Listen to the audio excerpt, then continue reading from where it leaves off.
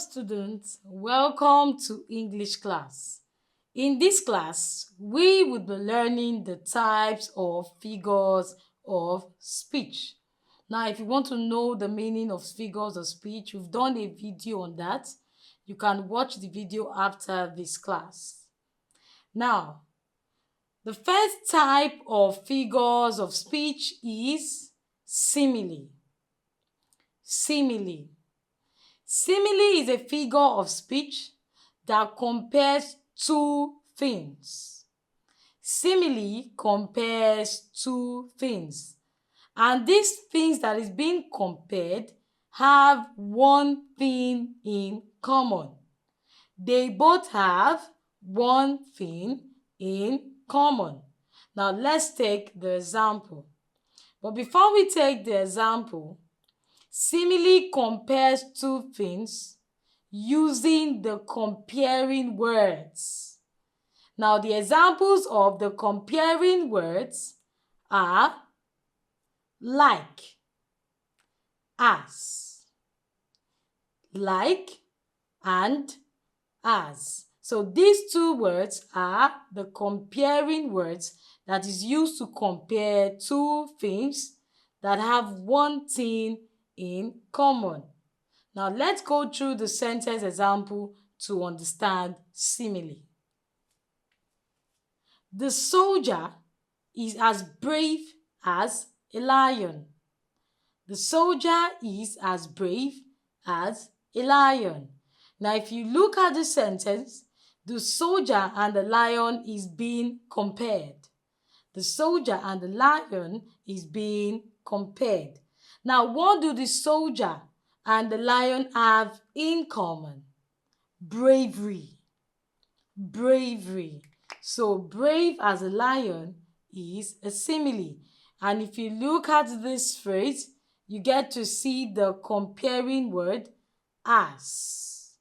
So, the sentence says, the soldier is as brave as a lion. It simply means the soldier is brave. Same thing with the lion. She is like an angel. She is like an angel. Now, if you look at the sentence, the lady is being compared to an angel. Something the angel has, same thing with the lady. Now, she is like an angel. Like an angel is the simile, using the comparing words like. Probably it simply means she is beautiful and pure. All right. The next figure of speech is metaphor. This is when we compare two things without using the comparing words like or as. So you can see the difference between metaphor and simile. Simile use the comparing words to compare two things.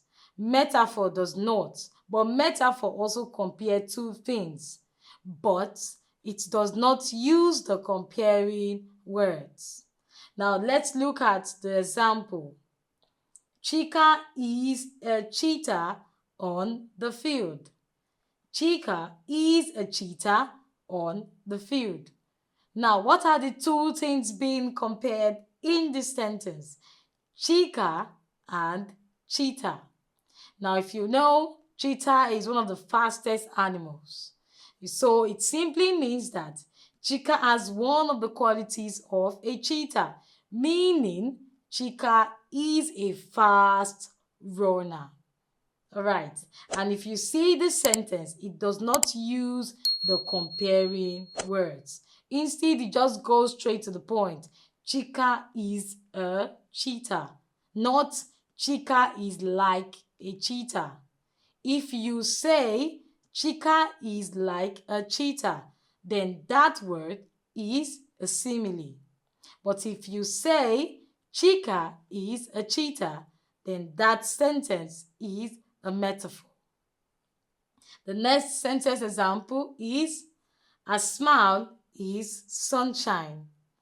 A smile is sunshine. So the lady's smile is being compared to sunshine. And instead of saying her smile is like sunshine, just go straight to the point. A smile is sunshine, meaning a smile is bright and warm. Now, the next type of figure of speech is personification. This gives human qualities to non-living things or animals. This gives human quality to non-living things or animals. So a human can walk, a human can talk, a human can sing, and so many others. Now, when you give this quality to a non-living thing, that non-living thing has been personified. Now, let's look at the examples, the sentence example.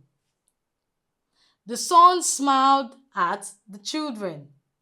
The sun smiled at the children. Now, sun can't smile. That is impossible.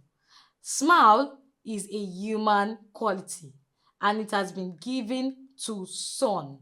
So, which makes it a personification. The sun smiled. The next sentence, the wind whispered through the trees. The wind whispered through the trees. Now, the personification here is whisper.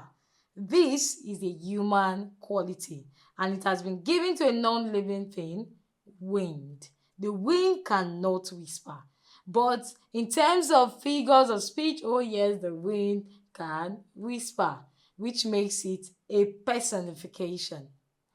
The next figure of speech is hyperbole. This means exaggerating a fact.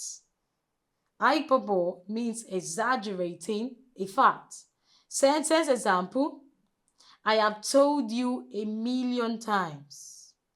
I have told you a million times. It is very impossible for you to tell someone something a million times. But this statement has been exaggerated. So a million times is the hyperbole. The next sentence, she cried a river. She cried a river, which is very impossible. You can't cry a river. So it is an hyperbole. All right. The next figure of speech is alliteration. This is the repetition of the same sound at the beginning of words. This is the repetition of the same sound at the beginning of words. Now, this same sound is a consonant sound and it comes at the beginning of each word that makes up the sentence. Now, let's look at the sentence example. Peter Piper picked a peck of pickled pepper. Peter Piper picked a peck of pickled pepper. Now, if you take note of this sentence, you see that a particular sound is repeating itself over and over again. And it is repeating itself at the beginning of every word, which is letter P. Letter P. All right, so it makes it an alliteration. The next example is Silly Sally sang softly. Silly Sally sang softly. Now, what is that repetitive sound? Very good. The S sound. It shows that you're following. So, which makes it an alliteration. Now, let's move on to the next type of figures of speech. The next type of figure of speech is onomatopoeia. Onomatopoeia. So onomatopoeia are words that sound like the noise they describe. Onomatopoeia are words that sound like the noise they describe. Now let's look at the sentence example to understand onomatopoeia. The first sentence says, the bee buzzed. The bee buzzed. Now the sound of a bee, the bee buzzes. So when you say the bee buzzed, that is an onomatopoeia. The next sentence is the door creaked open. The door creaked open. The sound of the door is creak. So creak is an onomatopoeia. Now the next figure of speech, or the last figure of speech, is irony. Irony. This means saying the opposite of what you really mean. Irony means saying the opposite of what you really mean. Now let's look at the sentence example. Sentence 1. What a beautiful day when it's raining. Now, it is you saying, what a beautiful day when it's raining heavily. That is ironic. Sentence 2. The man is so rich, he couldn't afford a car. This statement is also ironic because if the man is very rich, he would be able to afford a car. So when you say something like this, you've made a statement that is ironic. Now, this brings us to the end of this class.